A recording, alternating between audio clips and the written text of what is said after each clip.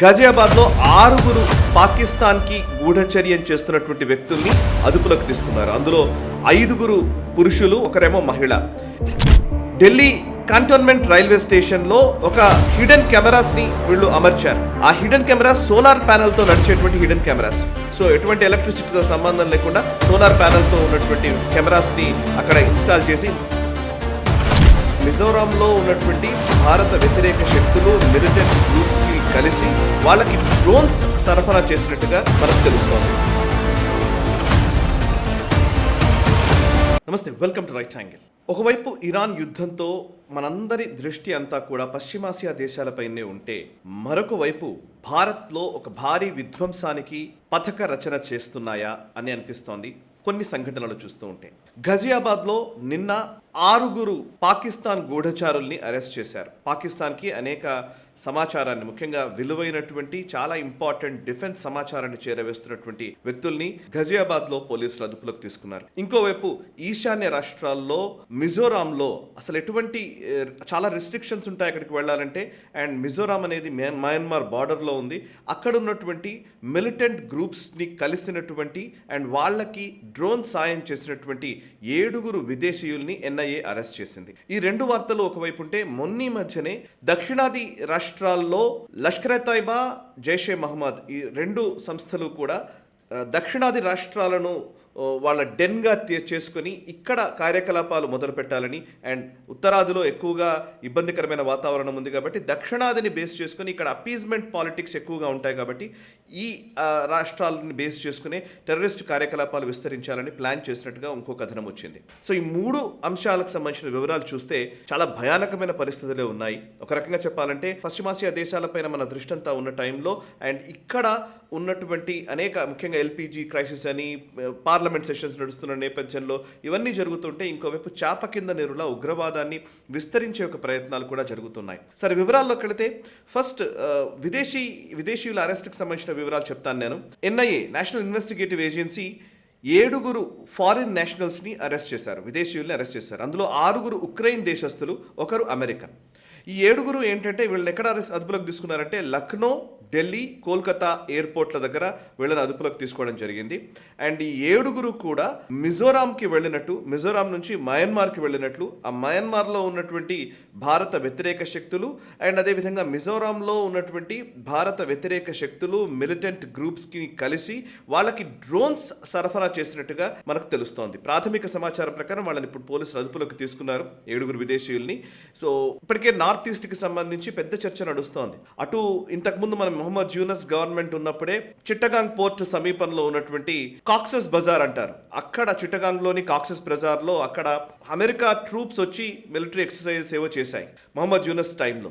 And అక్కడి నుంచి నిజానికి చెప్పాలంటే ఆ చిట్టగాంగ్ నుంచి పైకి వచ్చేటువంటి హిల్ ఏరియాస్లోకి వస్తే త్రిపుర కావచ్చు, మణిపూర్ కావచ్చు, లేకపోతే ఈ మిజోరాం, ఈశాన్య రాష్ట్రాలకు లింక్ ఉంటుంది.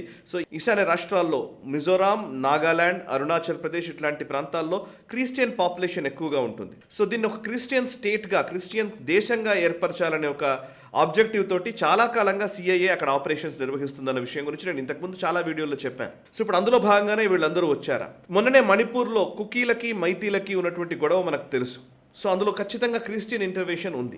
సో ఈ నేపథ్యంలో కొంతమంది గాస్పెల్ చెప్పడానికి, సువార్తలు చెప్పడానికి పేరిట, ఎవాంజలిజం పేరిట నార్త్ ఈస్ట్లోకి ఇబ్బడి ముబ్బడిగానే ఈ మధ్యకాలంలో వచ్చారు. వాళ్ళందరినీ కొంతమందిని అదుపులోకి తీసుకున్నారు, కొంతమందికి పైన నిఘా ఉంచారు అండ్ వాళ్ళని బయటకు పంపించే ప్రయత్నం చేశారు. ఇవన్నీ జరుగుతున్న టైంలోనే ఇప్పుడు మరొకసారి 7 ఫారిన్ నేషనల్స్ అక్కడికి వెళ్ళడం విషయంలో ఎన్ఐఏ అరెస్ట్ చేయడంతో ఇప్పుడు మళ్ళీ ఒక్కసారిగా సంచలనం సృష్టిస్తోంది ఈ పర్టికులర్ విషయం.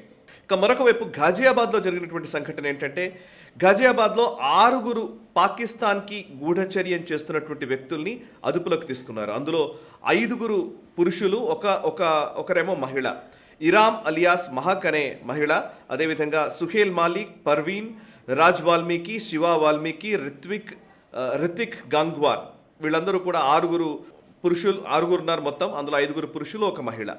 వీళ్ళు ఏం చేస్తున్నారంటే, ఇది చాలా భయానకంగా ఉన్నటువంటి అంశం ఇది.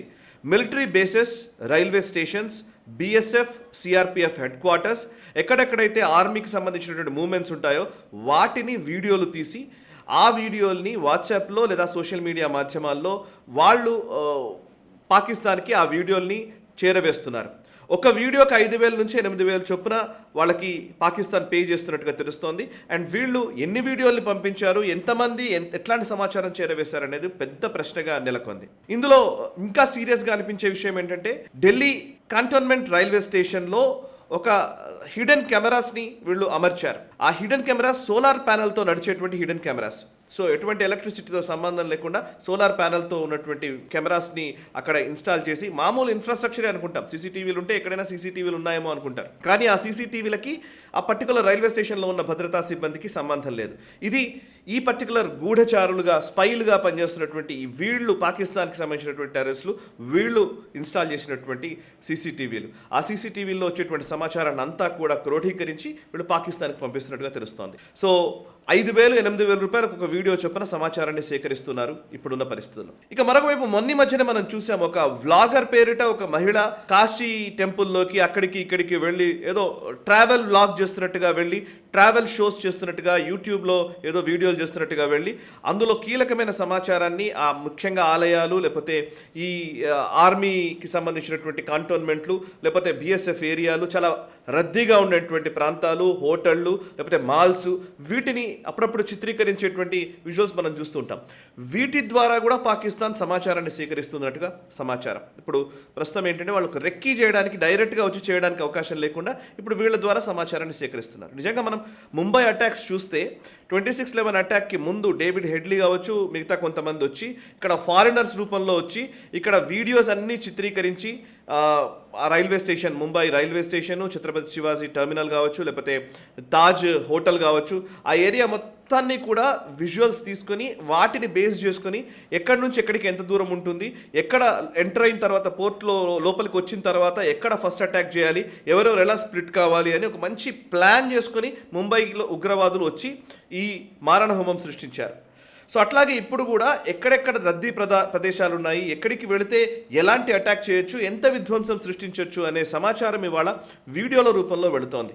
అండ్ చైనాకు సంబంధించినటువంటి కొన్ని ఈజీగా వచ్చినటువంటి ఇన్స్ట్రుమెంట్స్ని వాడుతున్నారు. అండ్ అంతేకాదు సీసీటీవీలని, లేక హిడెన్ కెమెరాల్ని, లేకపోతే ఇంకా చెప్పాలంటే ఆ పబ్లిక్ మూవ్మెంట్ ఎలా ఉంది, వీటన్నిటి మీద ఒక నిఘా పెడుతున్నటువంటి పరిస్థితి కనబడుతుంది. అఫ్కోర్స్ ఎస్, దీన్ని కౌంటర్ చేయడానికి ఇంటెలిజెన్స్ ఏజెన్సీస్ కూడా చాలా సీరియస్గా పనిచేస్తున్నాయి. 24 గంటలు వాళ్ళు నిఘా నేత్రాలతో ఇవన్నింటినీ పరిశీలిస్తూ ఎక్కడెక్కడ ఏం జరుగుతున్నాయన్నది చూస్తూ ఉన్నారు. అండ్ వాళ్ళు ఆపగలుగుతున్నారు కాబట్టే, 24 గంటలు వాళ్ళు పని చేయగలుగుతున్నారు కాబట్టే మనం ఈరోజు కంటి మీద కొంత కునుకు తీస్తూ ఉన్నాం, నిద్రపోతూ ఉన్నామంటే ప్రశాంతంగా, బికాస్ ఆఫ్ ఇంటెలిజెన్స్ ఏజెన్సీస్ మన కోసం పనిచేస్తున్నటువంటి విధానం వల్లనే.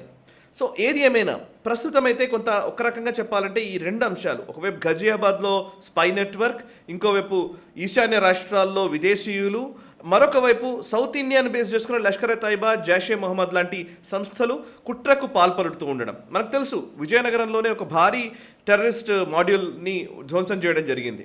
ఇంకోవైపు చిత్తూరులో అట్లాంటి పరిస్థితి కనబడింది. ఇంకా చెప్పాలంటే అసలు సాఫ్ట్గా ఉండేటువంటి ప్రాంతాలని అసలు ఎవరికి, అసలు ప్రశాంతంగా ఉన్నటువంటి ఉత్తరాంధ్ర లాంటి ప్రాంతాన్ని కూడా ఎంచుకున్నారు అనంటే ఇది ఒక సీరియస్ సైన్.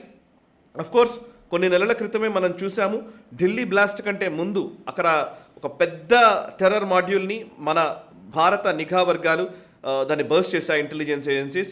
అందులో డాక్టర్లు కూడా ఉన్నారు అండ్ ప్రొఫెసర్లు ఉన్నారు, ఒక యూనివర్సిటీయే దాంట్లో ఇన్వాల్వ్ అయి ఉంది. అండ్ అక్కడ నుంచి వస్తున్నటువంటి డబ్బులు, ఆ ఫండ్స్, ఇవన్నిటికీ తుర్కియా నుంచి లింక్ ఉంది.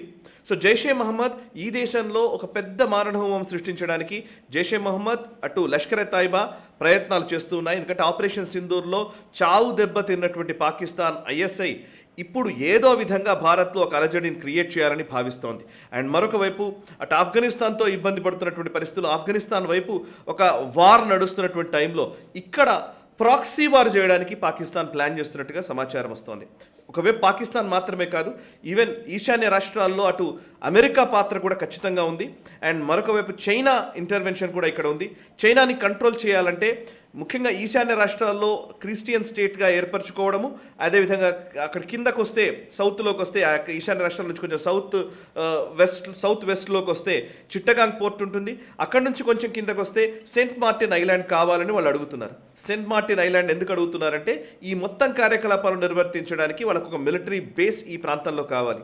ఒకవేళ ఇది కనుక సక్సెస్ అయితే అటు టిబెట్ని కంట్రోల్ చేయొచ్చు, ఇంకోవైపు షింజియాంగ్ ప్రావిన్స్లో ఉన్నటువంటి చైనాకు సంబంధించిన న్యూక్లియర్ వెపన్స్ని వాటిపైన సర్వీలియన్స్ పెట్టొచ్చు, అటు ఈస్ట్ వైపు ఉన్నటువంటి మయన్మార్లో ఉన్నటువంటి రేరేట్స్ మీద కన్నేయవచ్చు, అండ్ ఇండియన్ ఓషన్ సౌత్లో ఉన్నటువంటి Indian ocean, bay of Bengal పైన కూడా తమ ఆధిపత్యాన్ని ప్రదర్శించవచ్చు. అట్లాంటి ఒక స్ట్రాటజిక్ లొకేషన్ కాబట్టి అటు అమెరికా సీరియస్గా సిఐఏ అక్కడ ఒక ఆపరేషన్స్ నిర్వహిస్తున్నట్టుగా స్పష్టమైన సమాచారం ఉంది. అండ్ దీన్ని బర్స్ట్ చేయడానికి, దీన్ని ఎదుర్కోవడానికి భారత ప్రభుత్వం కూడా చాలా సన్నద్ధంగా వ్యవహరిస్తోంది. అండ్ ఈశాన్య రాష్ట్రాల్లో మిజోరాం, నాగాలాండ్ ఇట్లాంటి ప్రాంతాల్లో ఉన్నటువంటి క్రిస్టియన్ కన్వర్జన్ మాఫియాకి సంబంధించినటువంటి విషయంలో కూడా చాలా సీరియస్గా భారత ప్రభుత్వం వ్యవహరిస్తోంది. అందుకే ఇప్పుడు USCIRF లాంటి నివేదికలు ఇవ్వడం, RSSని బ్యాన్ చేయాలి, రాని బ్యాన్ చేయాలి, వీటన్నిటిని కూడా ఆపాలి, లేదంటే వీళ్ళకి మిలిటరీ డీల్స్ చేసుకోవద్దు అమెరికా అని చెప్పి ఈ మధ్యకాలంలో మొన్ననే USCIRF యునైటెడ్ స్టేట్స్కి సంబంధించినటువంటి రిలీజియస్ ఫ్రీడమ్ ఆర్గనైజేషన్ ఏదైతే ఉందో వాళ్ళు ఇచ్చినటువంటి నివేదికలు చాలా స్పష్టంగా తెలియజేశారు. సో ఏది ఏమైనా భారతదేశం బాగుండాలంటే భారతీయుల ఆలోచనలు జాతీయవాద దృక్పథంతో ఉండాలి, దేశభక్తితో నిండి ఉండాలి. ఎక్కడ ఇటువంటి సంఘటనలు జరుగుతున్నా, ఎక్కడ అనుమానాస్పద స్థితిలో ఎటువంటి కార్యకలాపాలు నిర్వర్తిస్తున్నా వెంటనే పోలీసులకు సమాచారం అందించడం మనం చేయాల్సినటువంటి మన బాధ్యత. సో మనమందరం కూడా జాగ్రత్తగా, జాగరూకతతో చైతన్యవంతంగా మెలుగుదాం అండ్ భారతదేశాన్ని రక్షించుకుందాం. ఈ వీడియో నచ్చితే లైక్ చేయండి, 10 మందికి షేర్ చేయండి, కమెంట్స్ ద్వారా మీ అభిప్రాయాలు మాతో పంచుకోండి. మనసా వాచా కర్మణ, దేశహితం కోసం నేషనలిస్ట్ హబ్.